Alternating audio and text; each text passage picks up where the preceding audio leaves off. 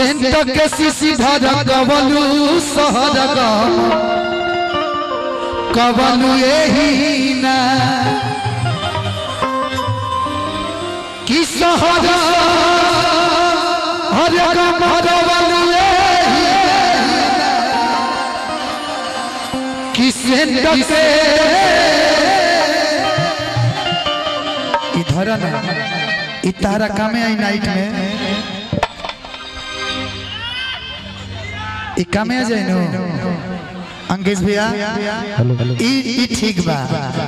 ज्यादा बड़हन नहीं के तन में कर से बड़हन हो तो ठीक रही माने सेंटवा के डब्बा बड़ के चाहिए नाइट की सेंट के कि सेंट के धारा धारा मिजाज बने लगल अभी से सहर गमरवला लेकिन हम कनी इनका खती कहली अपना मर्द के कि साइकिल के टूटल बा हर चैनवा तो गिरल बा सजनवा ई जानते ने गांव में झूमर गावेली सब झूमर कि साइकिल के टूटल बा तो गिरल बा सेंट रखने के चक्कर में अपने फील को मत गबड़ाइए प्लीज। तो साइकिल के टूटल बच्चा याना माता गिरल सजनवा ए सखी अरे साइकिल के टूटल बच्चा याना माता गिरल सजनवा ए सखी साइकिल के टूटल बच्चा याना माता गिरल सजनवा ए सखी तो गिरल सजनवा माने बुढ़ाऊ तारा पसंद पड़े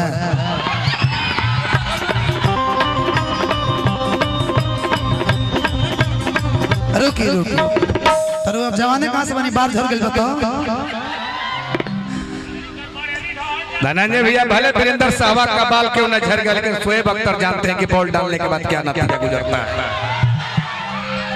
तो देखिए छक्का मारब तो ठीक से मारब कबो हिना के लगे मत पहुंचो हाँ यहाँ के बनेरी ढल जाता देख लें कहीं और के बार मत घर जाओ साइकिल के टूटल बच्चा याना मत गिरल सजना ए सखी साइकिल के टूटल बच्चा याना मत गिरल सजना ए सखी तो गिरल सजना ए सखी तो गिरल सजना ए सखी कि अरे साइकिल के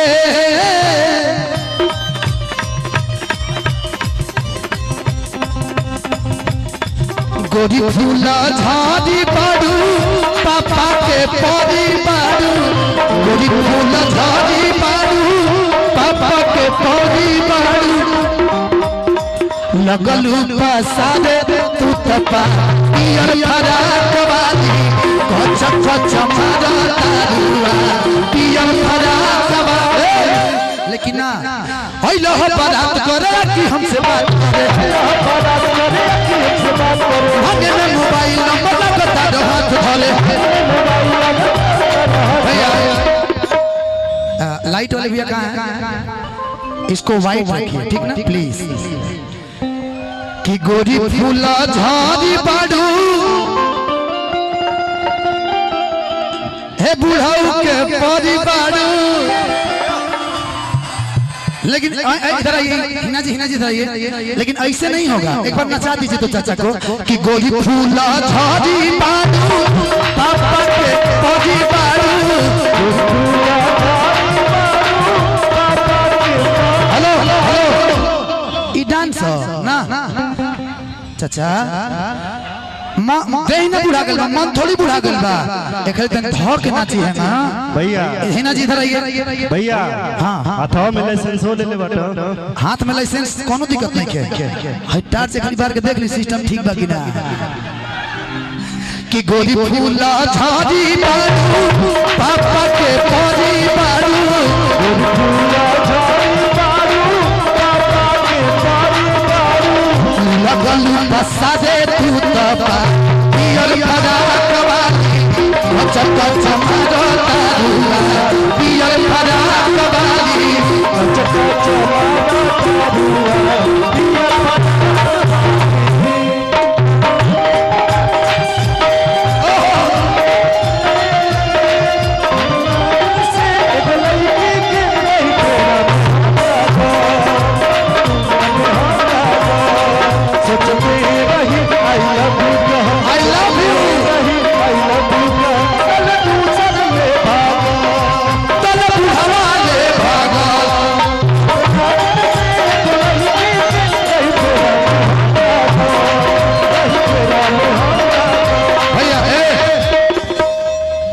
पवन भैया के पुरान गीत सुने तो मिजाज हरियर हो जाए है नहीं तो तनी खाली फिर से है नहीं ना काले राव चाची संतला कराए थे रुकी ना कौन गाना लो जी कि कतना दिन से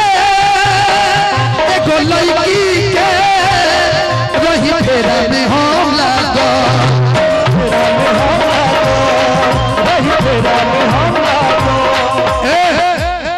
कि सोचते रही आई लव यू कहो कि तल बुढ़ावा ले भागो जानता नहीं इनका ऐसा लड़की हो तो नया लड़का से ना पटी ये बुढ़ावा से पटी कि नो रिक्स हो जाना है ओ जा रिक्स नहीं है अनुभवी होला लो कि सोचते रही आई लव यू कहो सोचते रही आई लव यू कहो तल सदने भागो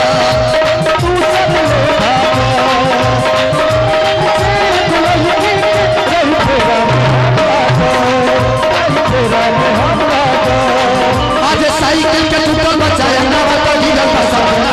ए सब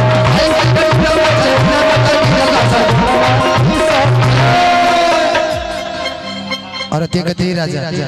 मुच्छी भी कहां जाता नहीं जाता नहीं का अच्छा अभी आए तू मार के हमरा कुछ को दो लेकिन हमरा लागत है कि बोलिया धराई के बड़ी हमरो कि ससुरा में रहती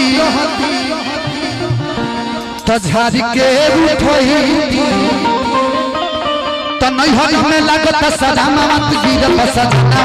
ए सखी नहीं हर में गिरल सजना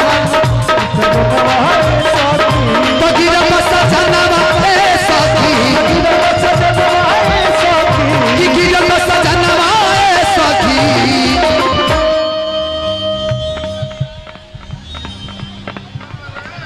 कि ससुरा में रहती तो झाड़ी के उठई तो नहीं हो में लागत सदा मामा तो गिरल सजना ए सखी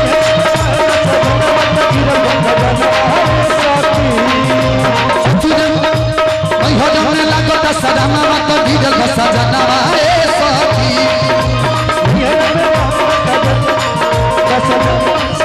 कि गिरल सजना ए सखी कि गिरल सजना ए सखी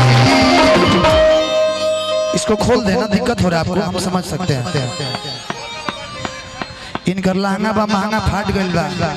खोल दी हम गर्मी बड़ा ज्यादा बा अच्छा उतार देता नहीं हम कि साइकिल के तो साइकिल के टूटल बच्चा ना तो गिरल बसा ए सखी